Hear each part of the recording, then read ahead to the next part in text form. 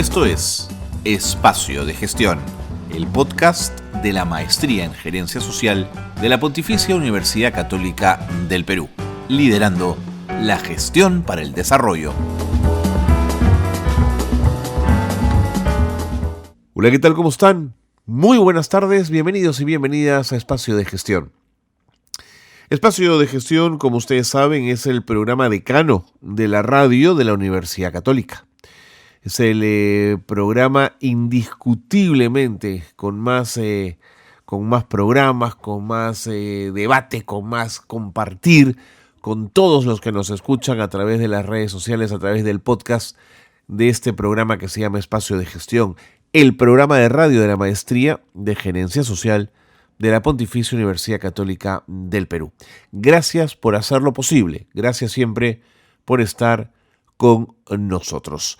Hoy nos vamos a ocupar de una investigación, de un tema de tesis trabajado por un hoy magíster en gerencia social que tiene que ver con avances y limitaciones en el proceso de implementación de un proyecto que lleva por nombre Juchuy Yachak en el asentamiento urbano Hermano Sayar. Esto está en el sector de Puquín, en Santiago, en Cusco, y ha sido un proyecto muy potente, muy interesante y que además tiene evidencias y elementos para demostrar su impacto y su incidencia. Vamos a ocuparnos de esto en el programa de hoy. Como siempre, bienvenidos y bienvenidas. Esta es su casa. Esto es Espacio de Gestión.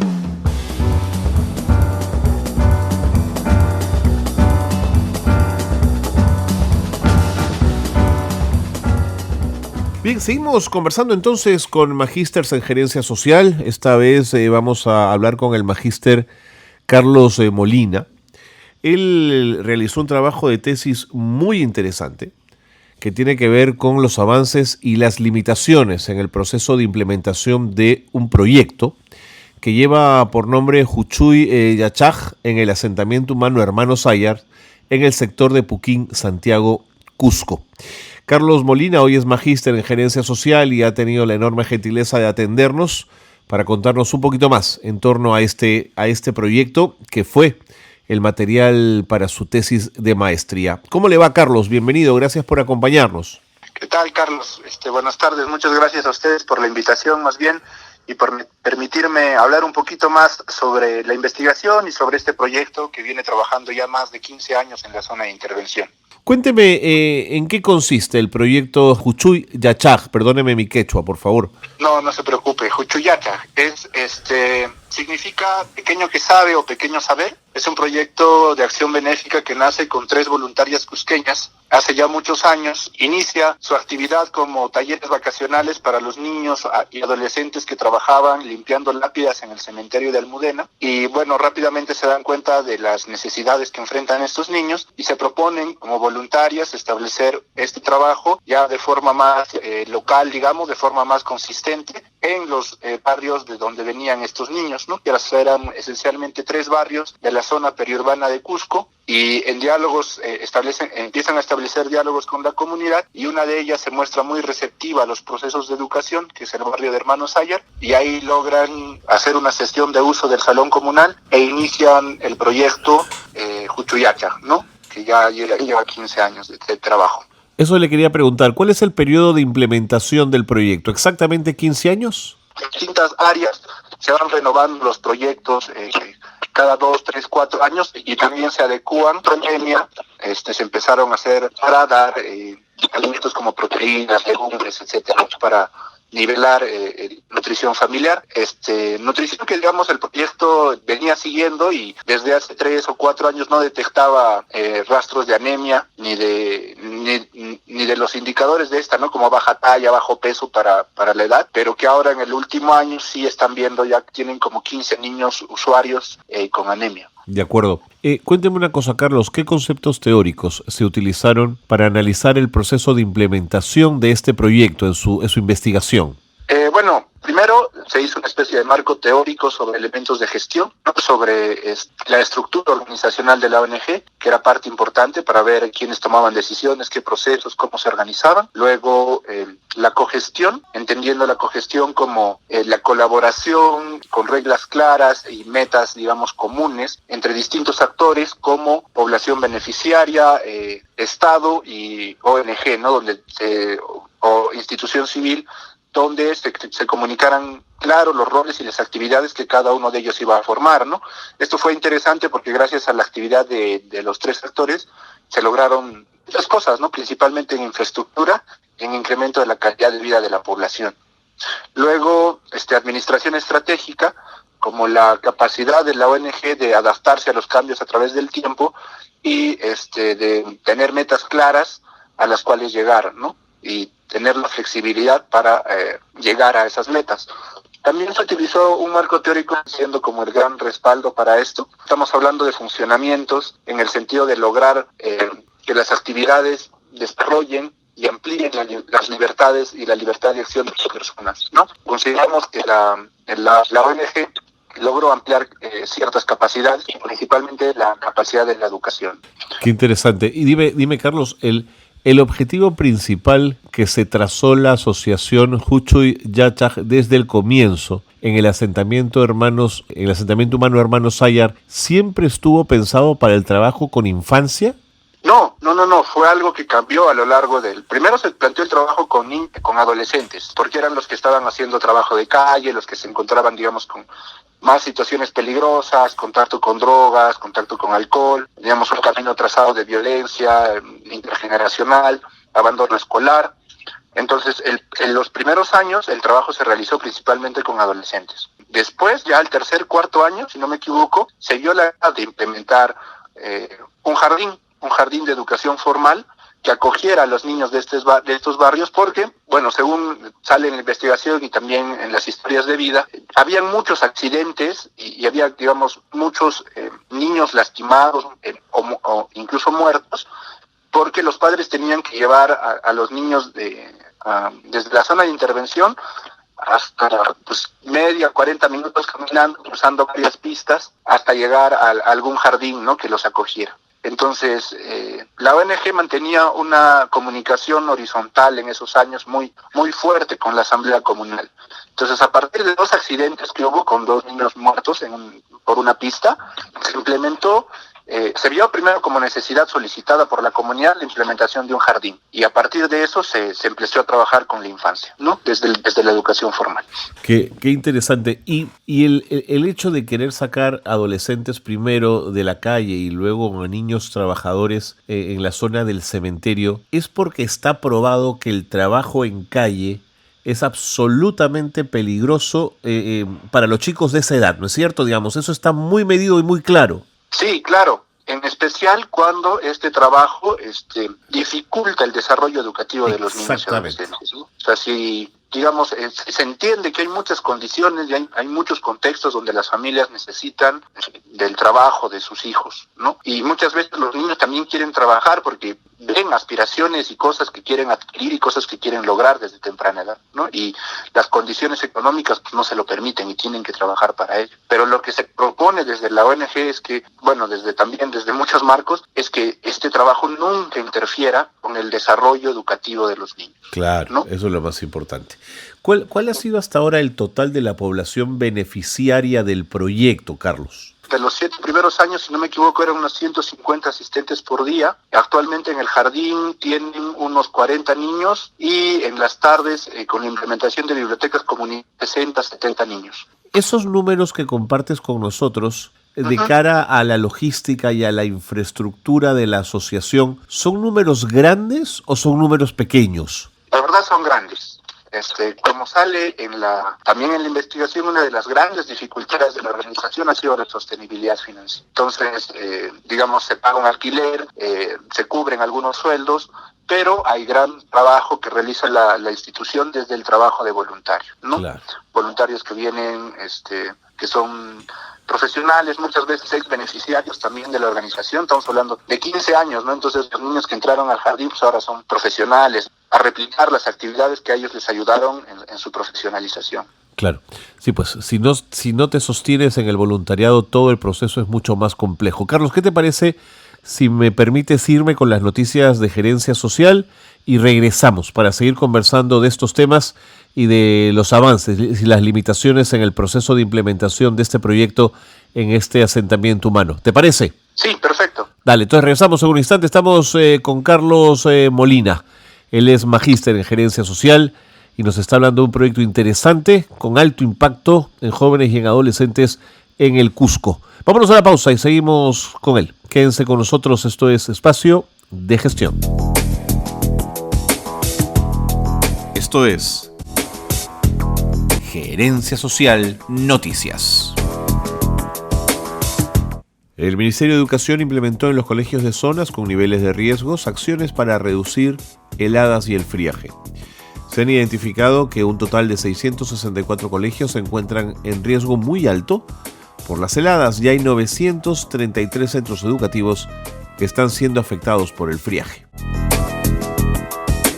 Los gerentes de desarrollo social de la provincia de Trujillo y del Porvenir se han comprometido a firmar un convenio en el que se garantice la participación de los programas sociales que brinda el Ministerio de Desarrollo e Inclusión Social.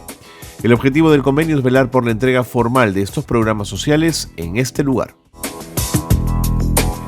La donación de órganos continúa salvando vidas en el país. Salud realizó en simultáneo el traslado de órganos de los operativos de donación que se llevaron a cabo en La Libertad y en Junín. Los receptores serán 10 personas que se encontraban en lista de espera en los hospitales Almenara y Rebagliati. Hasta aquí las noticias de gerencia social que marcan la actualidad.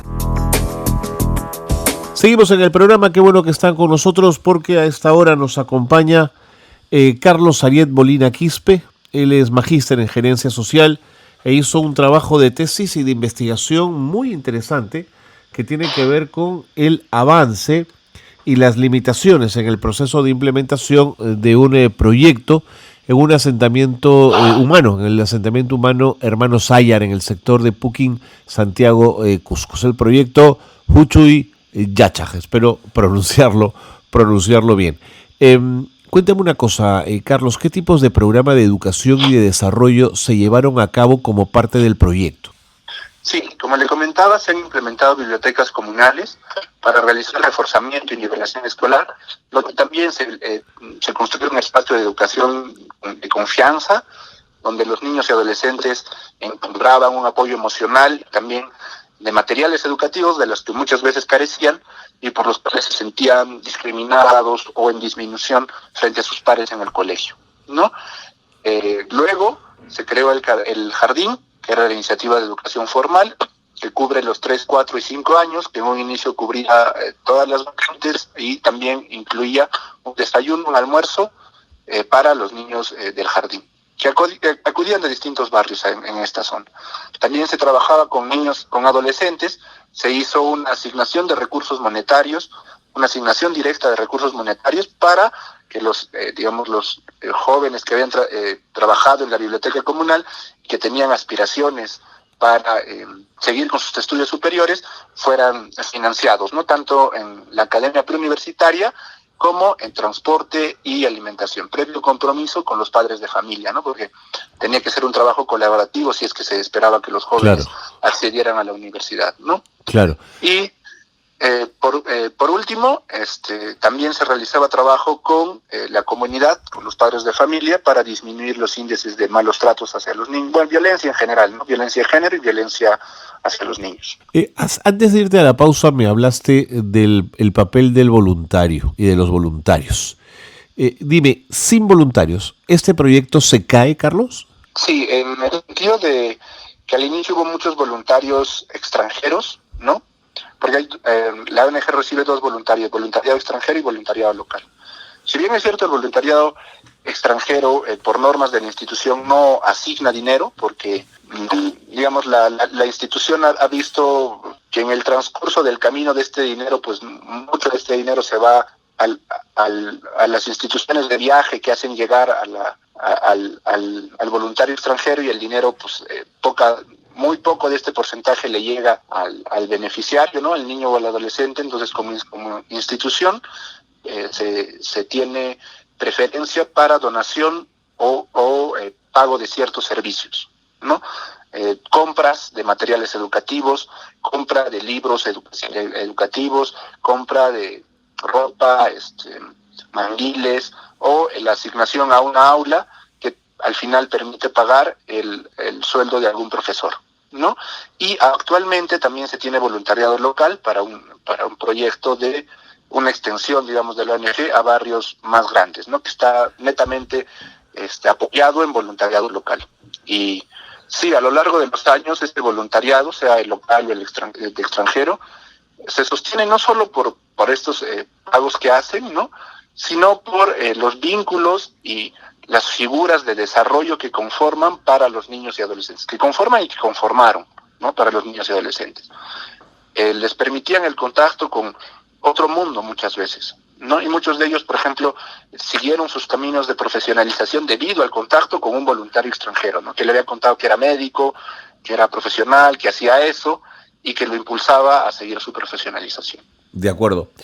Ahora, el proyecto, cuando se propone mejorar habilidades y capacidades sociales de niños y adolescentes, ¿toma un modelo propio o usa un enfoque educativo conocido, Carlos? Bueno, el enfoque que utilizan es la educación popular, ¿no? Creo que está marcado por la UNICEF, si no me equivoco, y lo que buscan hacer es una educación adaptada al contexto, donde mediante una comunicación horizontal, los niños, niñas y adolescentes se apropien de los espacios educativos, tengan voz y voto para las actividades que quieren realizar y tomen decisiones a partir de estas actividades, ¿no? Entonces, los talleristas o los voluntarios que se encargan de hacer los distintos talleres, ¿no? Como teatro, música, oratoria, redacción, escritura, todo eso lo hacen desde los intereses de los niños, ¿no? Y creo que es una forma de educación no formal que tiene sus secuencias, pero no sé si la institución no ha seguido, digamos, una norma, ¿no? Sino ha sido algo muy espontáneo que después de muchos años analizando se ve que comparte, digamos, en forma y en esencia lo de la educación no formal y la educación popular. Sumamente interesante, Carlos. Una última pregunta. Si yo te preguntara por las 2 o 3 conclusiones más importantes de esta investigación que quisieras poner sobre esta mesa de conversación, ¿cuáles serían, Carlos? Bueno, primero, que ciertamente se logra disminuir la violencia cuando las instituciones que se deberían encargar de esto no están en la comunidad y viene otra institución y forma parte de la comunidad dando capacitaciones para la disminución de violencia, tanto violencia de género y violencia contra los niños, y se vuelve un espacio seguro y de vigilancia en una comunidad. Entonces hay una relación bastante marcada entre la disminución de violencia y la aparición de la institución, ¿no? También se puede apostar por un desarrollo educativo, muchas veces sin mucho presupuesto, más con corazón, digamos, y con una buena estrategia y salvando justo elementos elementos que son esenciales para continuar con la profesionalización, que a veces no implica un proyecto demasiado grande. No estamos hablando de justo esta asignación de dinero en el momento necesario, brindar materiales educativos en el momento necesario y constituir un círculo o un espacio de educación donde los niños y adolescentes encuentran seguridad, ¿no? Creo que es bastante importante también eso. Y bueno, por último, consideramos que la ONG también ha logrado como institución mejorar la calidad de vida de la comunidad en general, ¿no? Ahora vemos los años que han transcurrido, las condiciones de la comunidad actual y pues hay un cambio. Bueno, como última conclusión, digamos, en las limitantes y las dificultades, si bien es cierto se le puede poner mucho corazón, también hay que pensar en la sostenibilidad y en el mostrar los resultados, porque sin eso pues la institución se cae, ¿no? Y es muy inestable. Clarísimo. Carlos, muchísimas gracias por habernos ayudado a entender este tema realmente apasionante, la apuesta de esta asociación e importante que te hayas dedicado a mirarla de cerca y a exponer todos estos elementos tan importantes que nos has detallado. Muchísimas gracias, Carlos. Muchas gracias a ti, Carlos. Muy agradecido. Carlos Ariet Molina Quispe ha estado con nosotros, magíster en gerencia social, que nos hablaba de este esfuerzo de implementación de un proyecto en un asentamiento humano ligado a trabajar con niños y con adolescentes y que ha dado estupendos resultados en el tiempo y que se sostiene además en el voluntariado, que siempre es una apuesta por la solidaridad y por el desarrollo. Nos vamos. Gracias por haber estado con nosotros, como siempre. Gracias por ser parte de Espacio de Gestión. Muy buenas tardes.